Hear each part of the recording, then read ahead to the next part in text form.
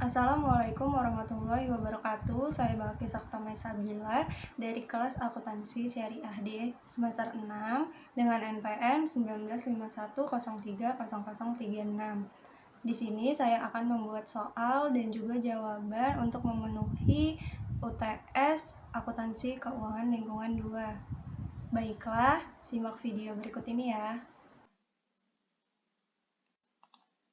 Baiklah, di sini saya sudah membuat dua soal mengenai transaksi ekspor dan transaksi ekspor dengan menggunakan kontak forward. Nah, di sini nomor pertama yaitu PT Mafin merupakan perusahaan yang bergerak di bidang penjualan bahan mentah dengan memasarkan barang jualannya ke beberapa negara seperti Australia dan Amerika Serikat. Pada tanggal 1 Januari 2021, PT Mafin menjual persediaan yang tersisa secara kredit selama 60 hari kepada salah satu pelanggannya di Australia senilai 50.000 dolar Australia. Dan harga pokok penjualan senilai 45% dari harga jual. Di bawah ini disajikan data nilai tukar yang diperlukan untuk per 1 dolar Australia terhadap rupiah. Nah, di sini ada tanggal dan juga kurs yang berlakunya atau kurs spot. Pada tanggal 1 Januari 2021 itu sebesar 10.500, pada tanggal 31 Januari 2021 sebesar 10.650, dan 1 Februari 2021 sebesar 10.550. Nah, dari data yang sudah dipaparkan di atas, buatlah jurnal transaksi ekspor yang diperlukan selama periode transaksi tersebut, dari pengakuan awal transaksi sampai dengan pelunasan. Kita harus membuat diketahui dulu. Nah, apa sih yang diketahui di soal itu? Nah, di soal kan disebutkan bahwa persediaan yang akan dijual itu senilai 50.000 dolar Australia. Nah, di sini kita tulis persediaannya. Lalu di sini juga ada keterangan dengan harga pokok penjualan senilai 45%. Nah, di sini juga kita tulis harga pokok penjualan 45% dari harga jual. Baiklah, di sini kita akan menjawab pertanyaan yang sudah disebutkan di soal nomor 1 ini ya. Yang pertama itu kita akan membuat jurnal pengakuan awal piutang dan persediaan. Dalam melakukan jurnal ini, kita perlu tahu dulu berapa sih yang dibayarkan ketika kita mengakui piutang dan persediaan ini. Kita melakukan penjualan kepada negara Australia. Nah, karena kita melakukan penjualannya pada tanggal 1 Januari, jadi kurs spot yang kita gunakan yaitu sebesar 10.500. Nah, di sini sudah tertera ya, 1 Januari 2021 sebesar 10.500. Untuk memudahkan kita menghitungnya, kita buat tabel dulu seperti ini. Ini dolar Australia, kursnya, rupiah, dan BPP.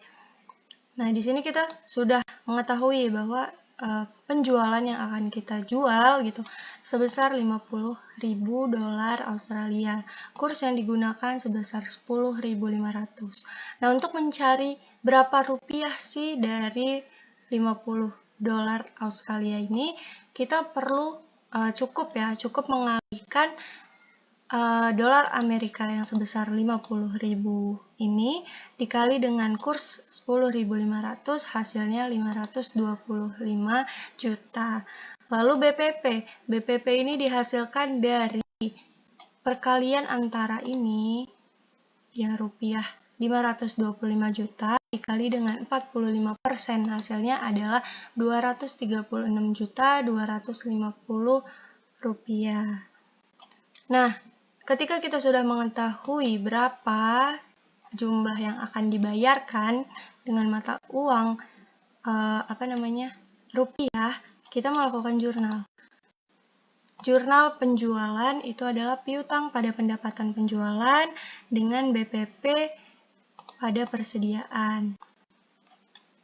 Nah, di sini piutangnya yaitu sebesar 525 juta yang ini ya, dan BPP pada persediaan sebesar Rp236.250.000.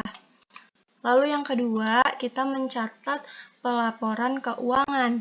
Nah, di pelaporan keuangan ini kita akan mengetahui apakah akibat perubahan kurs itu berpengaruh kita tuh rugi atau untung gitu kan. Nah, di sini kita membuat lagi tabel pembantu seperti tadi. Di sini pada tanggal 31 Januari 2021 kursnya itu berubah menjadi Rp10.650. Sini kita kali juga, tinggal kita kali, caranya seperti ini. 50.000 dikali dengan 10.650. Nah, hasilnya 532.500. Nah, kok lebih besar ya hasilnya daripada kita tadi mencari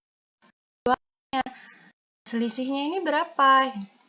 Nah, selisih dari kurs yang awal tadi pada saat kita pencatatan penjualan dengan kita melakukan pelaporan keuangan ini, itu kita catat, kita jurnal. Nah, ini tinggal kita kurang aja. 532.500.000 dikurang dengan 525 juta. Hasilnya adalah 7.500.000. Kenapa di sini jurnalnya piutang pada keuntungan dari selisih?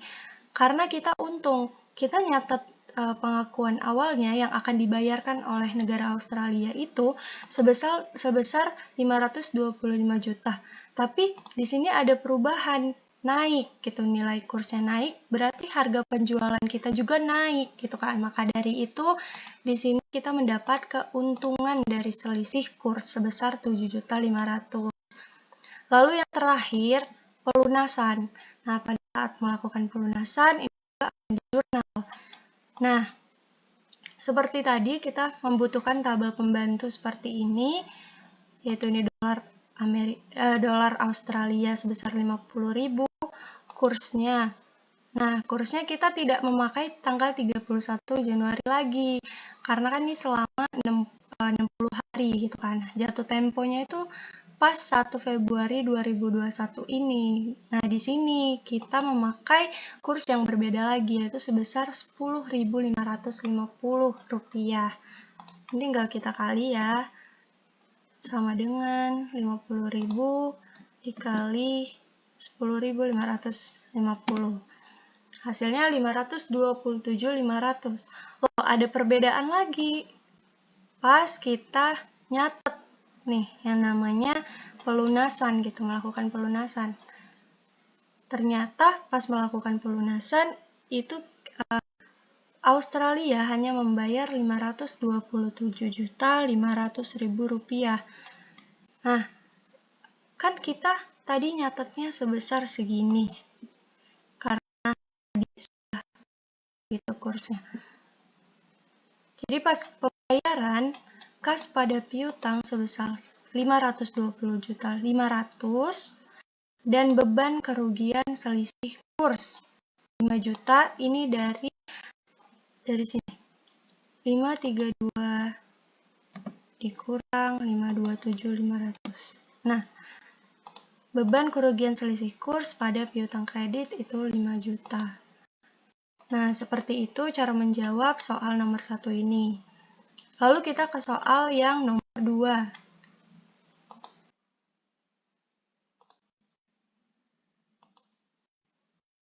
Nah, yang nomor 2 ini PT Pinkie Pie melakukan kegiatan ekspor ke salah satu perusahaan yang berada di Amerika Serikat.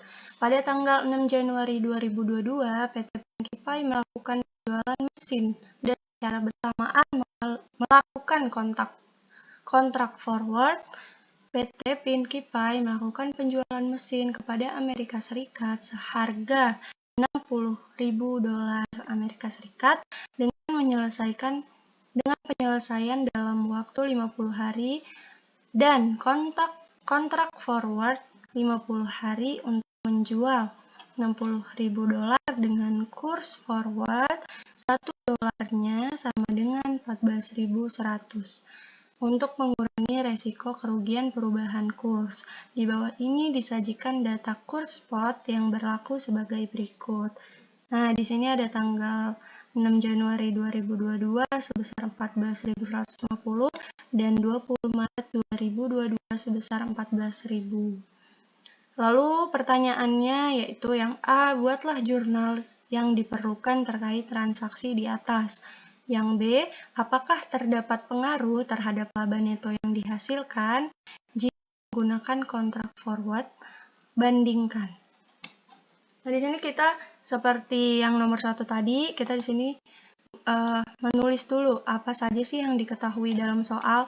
Nah, yang diketahui dalam soal itu, ini ada penjualan sebesar 60.000 dolar, penjualan mesin, dan kontrak forward itu yang disepakati adalah 1 dolar sama dengan 14.100. Nah, di sini kita jawab yang pertama dulu, yaitu buatlah jurnal yang diperlukan terkait transaksi di atas. Nah, yang akan kita jurnal pertama itu adalah pengakuan awal, sama seperti yang tadi ya. Di sini kita membuat dua jurnal di pengakuan awal. Nah, sebelumnya kan di nomor 1 itu hanya 1 ya, karena itu belum menggunakan kontrak forward. Nah, kalau di sini kita memakai kontrak forward, jadi harus di jurnal juga. Nah, kita membuat tabel pembantu seperti ini, 60.000 dolar, kursnya pada tanggal 6 Januari 2022 pada saat kita melakukan penjualan dan juga kontrak forward. Lalu di sini dirupiahkan ya, 60.000 dolar dikali dengan 14.100, hasilnya 849 juta rupiah. Di sini kita jurnal penjualan adalah piutang pada penjualan atau pendapatan penjualan juga bisa, yaitu sebesar 849 juta. Nah, di sini kontrak forward juga kita lakukan seperti ini. Nah, kontrak forward itu pakai yang ini, tidak lagi memakai ini, walaupun kita melakukan transaksinya pada tanggal 6 Januari 2022. Ini kurs yang berlakunya ya. Tapi kita dengan kesepakatan kontrak forward, kita mengganti itu kan, kursnya menjadi 14.100. Ini kita tinggal kalikan seperti tadi, 60.000 dolar dikali dengan 14.100, hasilnya 846 juta. Sini kita tulis di sini jurnalnya, piutang kepada broker rupiah dan hutang kepada broker itu US gitu kan, US dollar.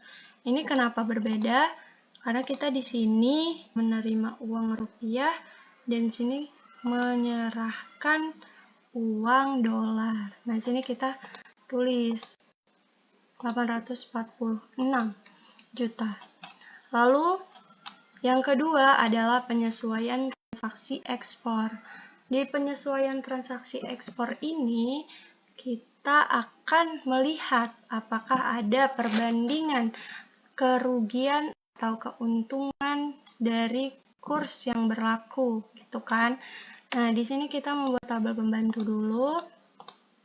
Nggak dibuat juga nggak apa-apa sebenarnya, langsung dikaliin, cuma ini biar lebih paham gitu kan, biar lebih enak gitu. Nah, di sini kita tinggal kalikan. Nah, di sini kita sudah lihat ya, 20 Maret 2022 itu berubah gitu, nilai kursnya menjadi 14.000 rupiah. Nah, kita dicatatnya di sini yaitu catat kerugian perubahan kurs dan juga melakukan pelunasan hutang sesuai dengan kurs spot saat ini. Nah, di sini mencatat kerugian perubahan kurs ini dapatnya dari mana? Yaitu dari sini. Nih. Kita awal gitu kan, awal perjanjian, maksudnya awal menjual mesin ini, kita itu mencatat 849 juta. Tapi pada tanggal 20 Maret pas melakukan penyesuaian ternyata berubah nilai kursnya. Jadi penjualannya itu cuma dapat 840 juta. Berarti ada selisih dong antara kita mencatat awal yang tadi penjualannya dengan kurs yang berubah ini gitu kan. Nah, dari perubahan ini kita bisa melihat gitu kan. Ternyata yang kita catat itu lebih besar daripada kurs yang udah berlaku nih di tanggal 20 Maret ini. Berarti kita mengalami kerugian karena lebih besar ya. Nah, kita mengalami kerugian. Makanya di sini namanya beban kerugian kurs pada piutang 9 juta. Lalu kita melakukan pelunasan utang sesuai dengan kurs spot saat ini. Nah, di sini kita jurnal kas pada piutang, kita membayar karena melakukan pelunasan utang ya. Nah, sudah di sini kita tulisnya bukan lagi yang ini.